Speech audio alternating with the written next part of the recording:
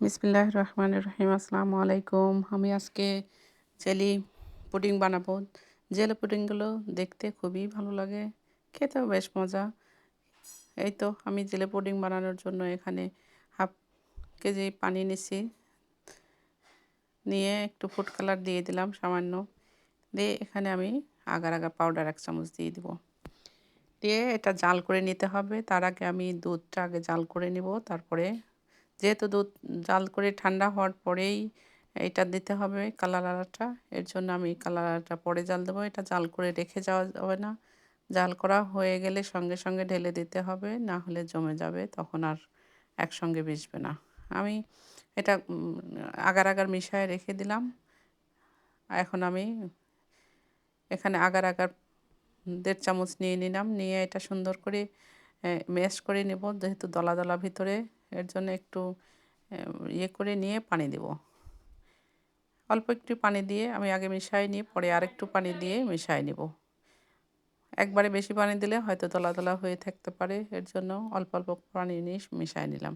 এখন আমি দুধ দিয়ে নিলাম, দুধ দিয়ে আমি আগার আগার পাউডার দিয়ে দেবো, চিনি দিয়ে দেবো, দিয়ে জাল করে নেব। চিনি যার যেরকম টেস্ট, যে বেশি চিনি খেতে চায়, মিষ্টি খেতে চায়, সে বেশি দিতে হবে, আর যদি কম খেতে চায় কম দিতে হবে। এই তো আমি আগার আগার পাউডারগুলো গলায় রেখেছিলাম, ওটা ঢেলে দিলাম। বেশ গাঢ় হয়ে উঠছে ঠান্ডা পানিতে, তাই এই অবস্থা। তো এই তো এখন নাড়ার পরেই থাকতে হবে। চিনি দিয়েছি হাফ কাপেরও কম। আমি খুব বেশি মিষ্টি দিব না, এর জন্য অল্প করেই চিনি দিয়ে দিলাম। দিয়ে নাড়াচাড়া করে ফুটে উঠলে আমি এটা ঢেলে দেব। এই তো ফুটে উঠেছে, এখন আমি এটা নামিয়ে একটা বাটিতে নিয়ে নিচ্ছি।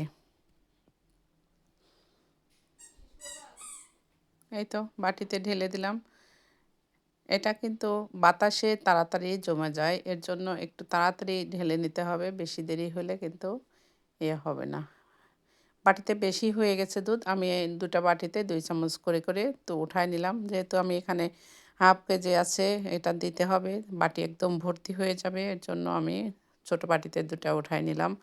নিয়ে আমি এখানে এটা জাল করে নিচ্ছি। এটা জাল করে নেওয়ার জন্য হাফ চামচের একটু বেশি চিনি দিয়ে দিলাম। মিষ্টি হালকা খেলে মিষ্টি কম দিবেন, আর যদি বেশি খান, কড়া মিষ্টি খান, তাহলে বেশি দিবেন। এটা নিজের উপর নির্ভর করে চিনি কতটুকু দিবেন। এই তো এটা মোটামুটি জমেই আসছে, পুরোপুরি জমে নেই, তবে বেশ জমে গেছে, পুরোপুরি ঠান্ডাও হয়নি। আমি এখানে আবার 2 চামচ করে দিয়ে দিলাম আগার আগার পাউডারের, এটা জেলও হবে, এটা দিয়ে দিচ্ছি। উপর দিয়ে দিয়ে দিলে উপর নিচ সুন্দরভাবে কোট হয়ে যাবে। এইভাবে যদি আমরা জেলো বানাই, খুব অল্প সময়ে দেখতেও অনেক ভালো লাগে, বাচ্চারাও এটা দেখে খুব খুশি হয়। আমি বাচ্চাদের জন্যই বানাচ্ছি, ঈদের পরের দিন বাচ্চারা এটা খুবই পছন্দ করে, এর জন্য আমি বাচ্চাদের বানিয়ে দিচ্ছি।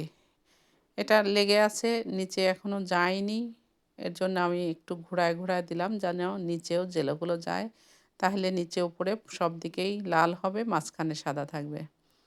এই তো জমে গেছে, আমি একটা প্লেটে এখন ঢেলে নিব। দেখেন কত সুন্দর লাগছে, দেখতেও খুব আকর্ষণীয়। এই তো আমি এখন একটা প্লেট দিয়ে ঢেলে নিব। ঢেলে নিয়ে আপনাদের দেখাচ্ছি, কেটে দেখাচ্ছি। আপনারা যদি লাইক দিতে ভুলে যান, অবশ্যই লাইক দিয়ে কন্টিনিউ করতে থাকবেন। ফেসবুক থেকে দেখলে অবশ্যই ফলো করার চেষ্টা করবেন, ইউটিউব থেকে দেখলে অবশ্যই সাবস্ক্রাইব করার চেষ্টা করবেন। দেখেন কত সুন্দর কালার হয়েছে, সাদা লাল মিশানো। আমি কেটে দেখাচ্ছি, আপনারা ভিডিওর পুরাটা দেখবেন, দেখে লাইক কমেন্ট করার চেষ্টা করবেন, তাহলে আমরা ভিডিও করার উৎসাহটা বেশি পাবো। তাই দেখেন এক পিস কেটে দেখাচ্ছি, দেখতে খুবই ভালো লাগছে, খেতেও কিন্তু বেশ মজা হয়েছিল। একবার হলে আপনারা করে খেয়ে দেখবেন। আল্লাহ হাফেজ।